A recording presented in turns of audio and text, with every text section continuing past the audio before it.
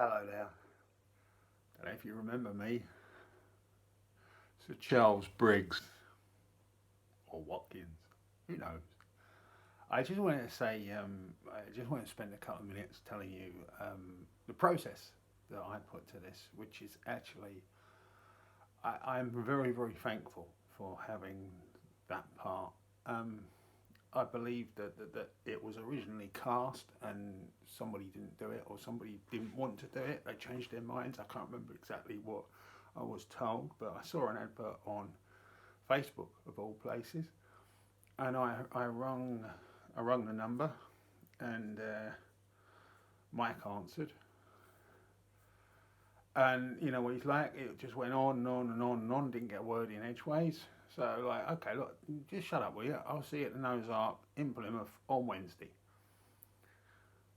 So I turned up. I read the script, and I turned up and I introduced myself, and everybody was so kind. They'd never met me before. They didn't know who the hell I was, you know. And I remember my first instinct with that particular script was to rearrange the pages so that I learnt it in a timeline order rather than the order that it goes on stage. So where it goes on stage at the beginning, I'm Watkins and I'm drunk on this ship and I've been found by the Royal Navy and all that kind of thing. And then it goes into flashbacks, and then it goes into now, and then it goes into flashbacks again, and then it goes into now, which ultimately was the end of the show where, yeah, we killed each other. And I remember thinking, I'm going to get really confused with this if I don't actually put it into a timeline so I can have a beginning, middle, and end in real time, as opposed to what it was on the script, in the running order of the script. But one of the things that I'm really thankful for this particular show is actually going out of my way for the first time in my life to learn, to actually focus on learning to act with my eyes. Now, in the years before, as you all know, I've got disabled kids, so I was very quiet professionally for a few years. I done a little bit of amateur dramatics and stuff like that just to get on the stage and just to work with different material.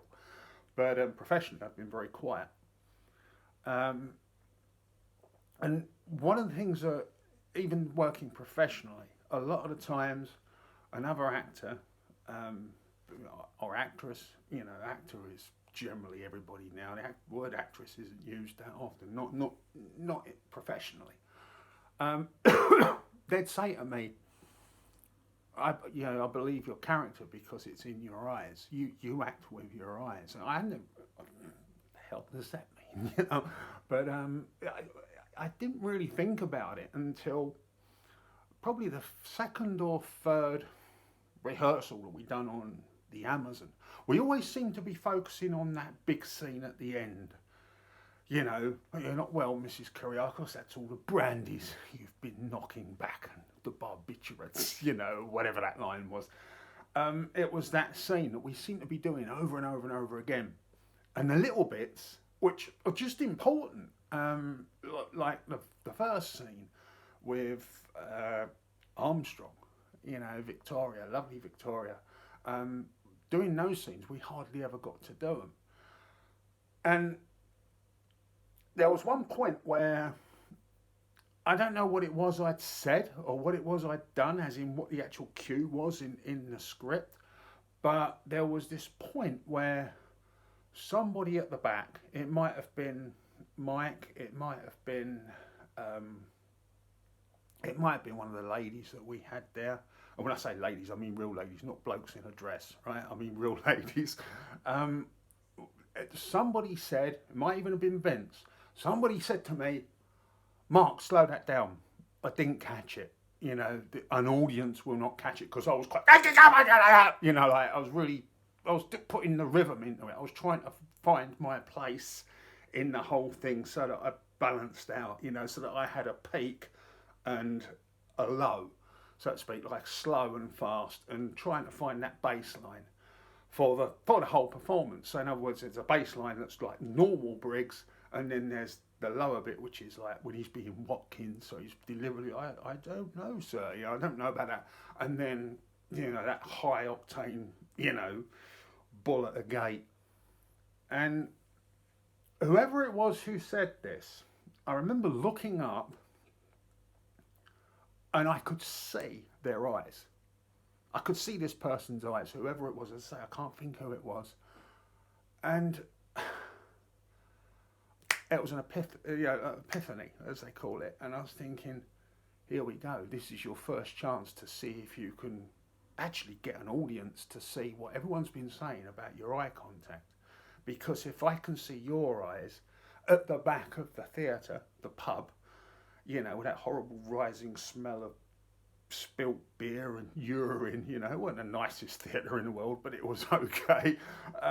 But I thought, if I can see those eyes, then they can see mine. Now, working in some of the big theatres, or a small theatre, a small intimate theatre, like the little theatre at Padstow, or a big one, I've done the Palladium, I've done the Liverpool Playhouse, Chichester Festival Theatre, the Mercury at Colchester.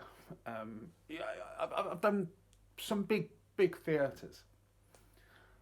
The people in the front row in those theatres, whether they're seeing me doing Shakespeare or Arsenic and Old Lace or Dario Fo, Brecht, Caucasian Chalk Circle, things like that I'd done.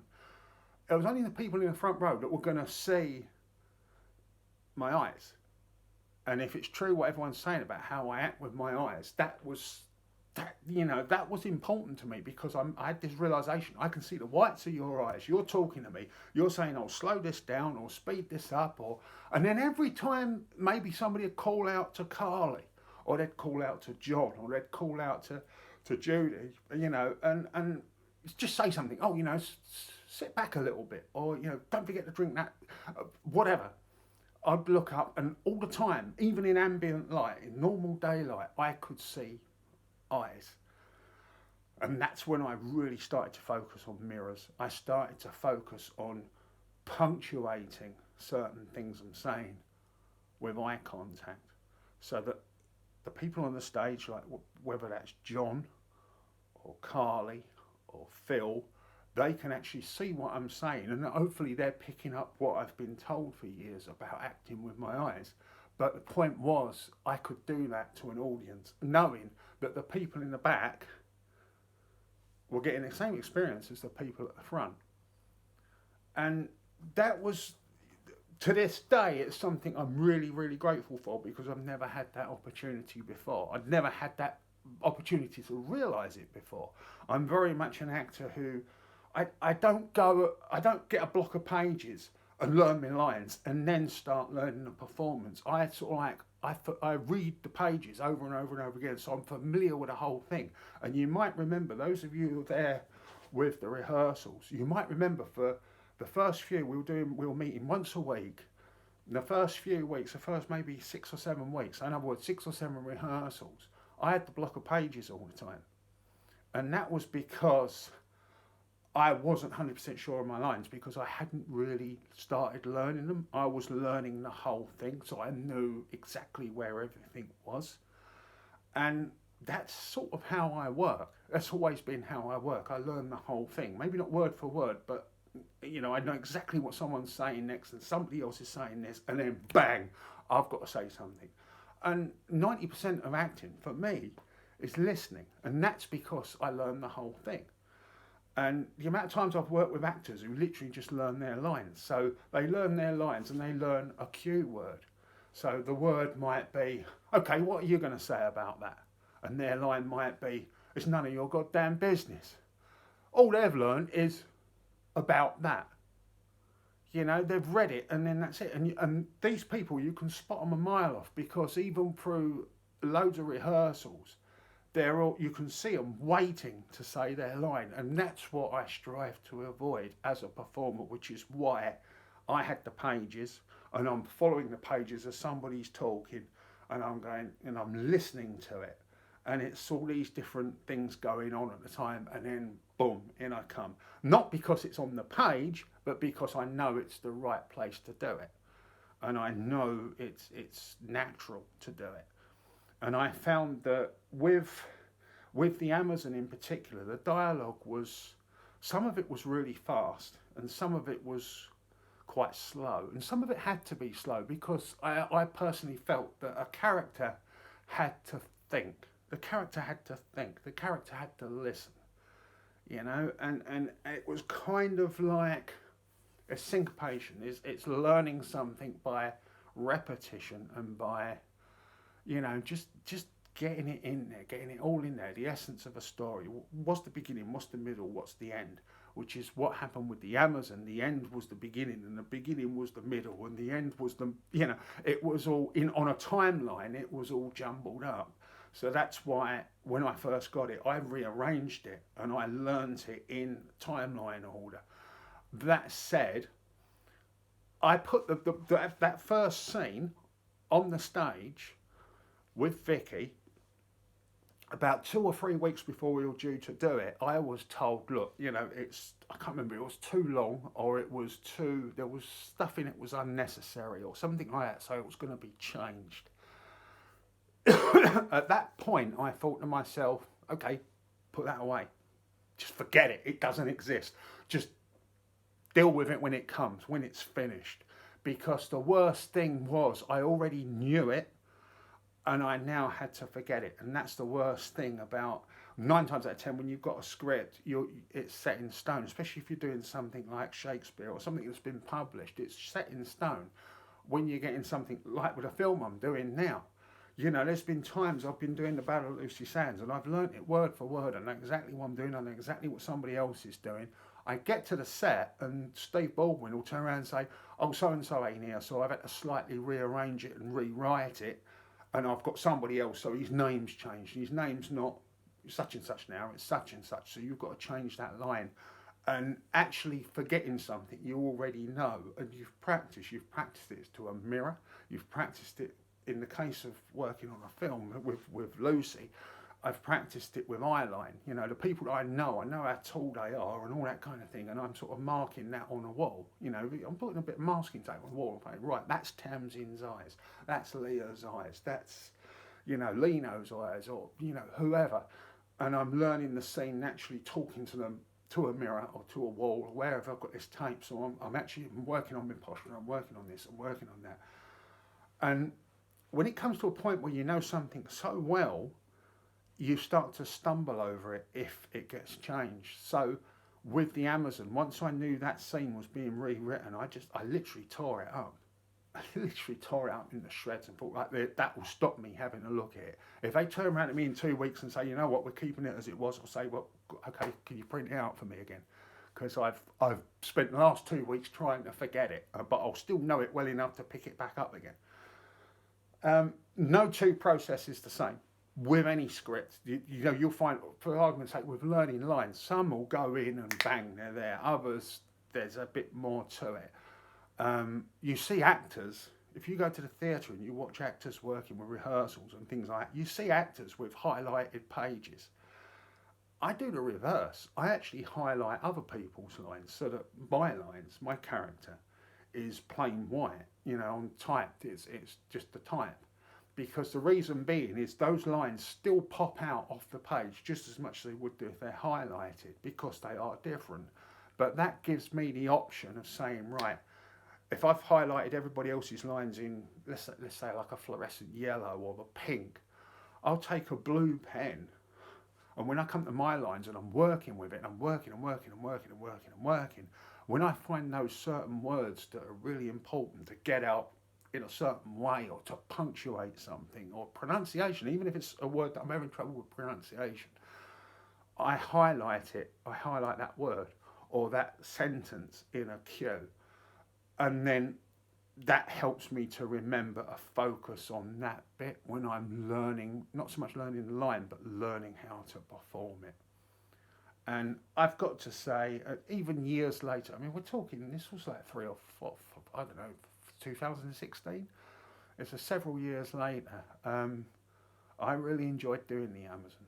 I really did have a lot of belief in it. I was very disappointed with the small audience we got. I think it deserved more. I worked with the playmakers, I think it was the year afterwards, and I'd done a Dark Knight.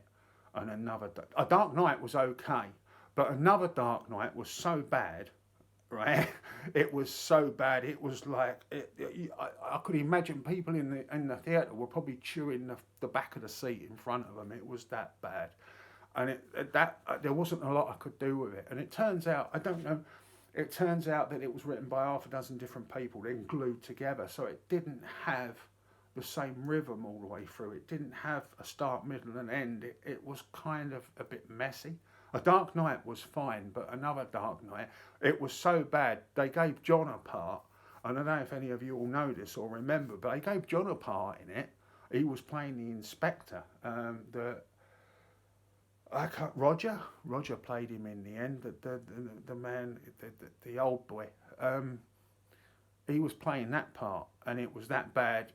John went home and almost, popped off this mortal coil with a heart attack or whatever it was. That's how bad that play was.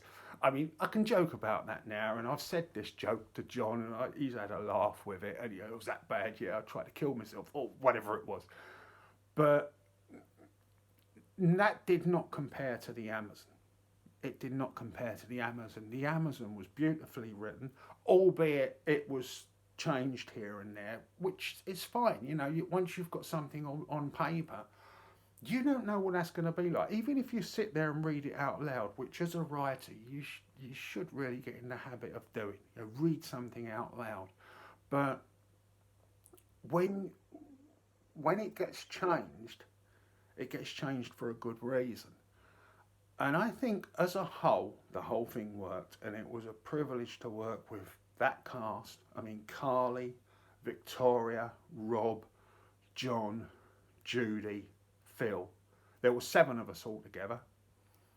And to give you an idea how much work I had had 35-40% of the total dialogue. And I don't count dialogue as how important something or somebody is in a play. The person with one line is just as important as somebody with all the lines, because the point is they're there for a reason. And I'm not one of these people who, I'm the star, because I wouldn't do that. I'd never do that. I always strive to be the nicest person you can ever meet. Yeah, I'll have a laugh at a joke, but take the piss a little bit. Fine, who doesn't? But I'm not. I've always loved people that I work with. I have always shared things with people I work with, and I don't say that to be big-headed, because I'm not big-headed. I share things and I learn things. I take gifts from people. If somebody says, "Hey Mark, why don't you try it this way?" Perfect example. One of the times we done the rehearsals, it was right up to the end of the rehearsals, and this is a perfect example. Those of you will remember, my wife's dad was really ill, so she'd gone up country, and I was left home alone with my kids. I was left home alone with Annabelle and Alan. Alan's got autism. So I was bringing them every week because I couldn't miss these rehearsals. This was too important. If it had been like a couple of weeks after I'd accepted the role, I would have rung up and said, "Look, X, Y, Z has happened. I can't do this anymore." But this was at a point where I know how hard everybody had worked. I know how much John had put into it, how much Carly had put into it, how much so on and so forth. There was no way I was going to let them down. I phoned the schools and I said, "My wife's away. I've got to go to work. I've got a reputation to keep. I'll teach my kids at home. You send me the work home that they need to do today, and I'll take them to Plymouth, and they'll see this rehearsal and this and the other." And they were like, "Oh, yeah, okay, fine." They knew how much stress I was under. It wasn't a problem. And my son is a big fan, he still is, a big fan of good old British comedy. Things like Porridge and Bottom. And this was the one that got me, because my lad was there. There's a line that I say to Judith, I said Judy there, Judith. Eric talks her in, where's that butler fellow, all that kind of thing. And it's kind of, here's the line. I say to her, "What do you want to drink, you old bat?" Whatever it was. And she says, I'll have a crystal. Is that clear? And I went, "Crystal, madam." And because my lad was there and I thought I'd get a laugh, I'd done a Rick Mail proper young one. behind her as she turned round, went, "Ooh," like that. Somebody in the wings laughed. I think it was that Catherine, whatever her name is. I can't remember. It was her. She laughed like anything. Um, Alan saw it. He laughed. Everybody laughed. Fine. The next time I done it with this particular person there, I think she was doing lights or something like that. Um, was at Wembley, and it's on this film. It's the matinee. So I go to Judith. I say, what would you like, Mrs. Kariakos? Or, have you got any champagne? Oh, no, we've got Courvoisier and whatever it is. Oh, in that case, I'll have a crystal. Is that clear? I went, crystal, madam. And, sir, anything that goes from bottle to glass will do me. Watkins, that's what John says, Eric. Off I go. When the show had finished, or when that half had finished, this person come up to me and she said, why didn't you go? Because that was hilarious. And I thought, oh, was it? So I remember having a word with Vince about that, and he said, yeah, do it next time. And I think I'd done it every time after that. And the other great thing that I remember about the Amazon, as in an ad-lib that weren't on the script, that I think got a laugh every single night, was Another Accident. And that was where they're all drinking, and they're supposed to be, over with barbiturates or cyanide or whatever it was, and then go off the stage. And there was one time with the rehearsals, once they actually started pouring this Coke or whatever it was in this, or apple juice, whatever it was, in this bottle, in the glasses, none of them had drunk it. So I went up and I said to Victoria, I said, now, I went back in at this point, and I noticed the line is, there was a half glass of brandy, and I'm ashamed to admit, I downed it. I finished it off.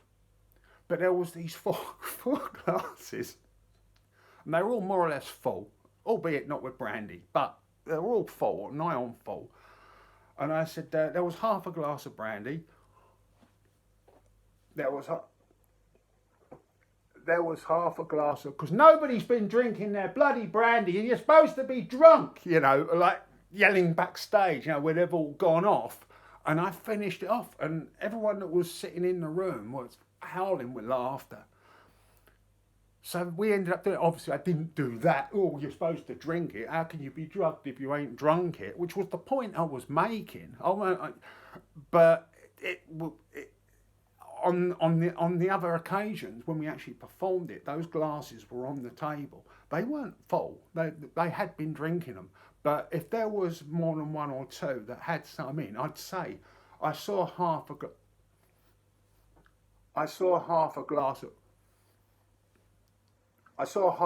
of brandy, sir, and I'm ashamed to say that I finished it off like that, and that was Another Accident that weren't in the script. It just happened by accident, and it got a laugh, and everybody said, you know what, let's keep this, because that's funny.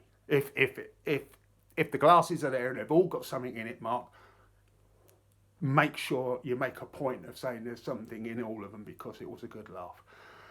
So, look, there you go. So much for a quick chat. 25 minutes this count is coming up to. I just want to thank you all for being there and supporting the show. I really hope you enjoyed it. Seeing it on video, it wasn't done with a proper decent camera. It wasn't a movie camera or anything. You're not going to see the detail. Plus that Wembley, that was the first time. I think we didn't even do a technical rehearsal in it. I think we done like a rehearsal just with the stops and starts of each scene. Where's the lights going off, when the lights coming on, where's the spotlight going to be on Vicky and Mark, when's it going to go on the table, and John and Carly and Judy and so on. It was that we hadn't really worked in that space. So I think, bear in mind that's the matinee, I think we done a pretty good job. And I think, to my knowledge, I didn't hear a crossword afterwards. When I went out into the audience, most of them probably gone by then. I didn't have a crossword. They were all well done. I really enjoyed that. Thank you. And it was the same at the Noah's Ark. And it was a real privilege to work. It's always a real privilege to work with something that's never ever been done before.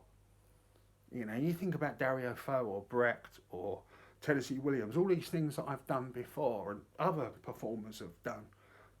You know, if you do something, even if you do something wrong, something like Shakespeare is like hundreds of years old. You're never going to be able to do something 100% unique that nobody has ever seen before. You know, there's always going to be something, whether it's the way you say something, the rhythm that you have, even a mistake. If you make a mistake, that mistake has been done before. If you're doing something that's not even published, that's never ever been staged before, you're doing something absolutely unique and you're the first person to do it. And that, whether the part is small or huge, it is a real privilege. And that's one of the great things about the film that I've been making for the last few years. You know, I we were supposed to be, it should have been released this February, but of course with the pandemic we're well behind. And bands and actors, comedians, dancers, you know, opera, they can't go to work anymore because they say, oh yeah, it's safe to sit on a train, it's safe to sit on a bus, it's safe to sit in a taxi, safe to sit on a plane. But it isn't safe to sit in a huge air conditioned theatre. You know, so we've all suffered. We've all suffered for our art, for believing that it will come back to normal, and hopefully it will. But hopefully you'll enjoy reminiscing about this.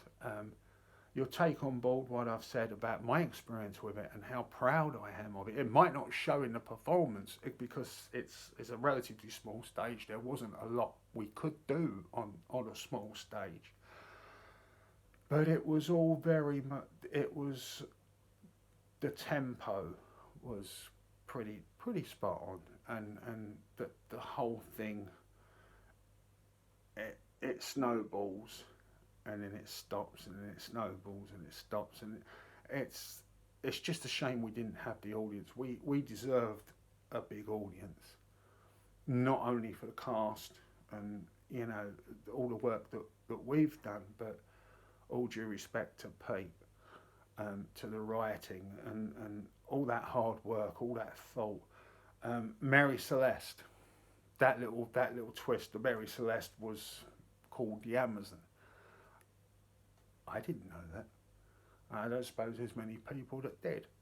That was, you know, that in itself was something that made this thing unique. And to this day, I'm very proud of it. And hand on my heart, I am so pleased that you came and watched it and saw something absolutely unique.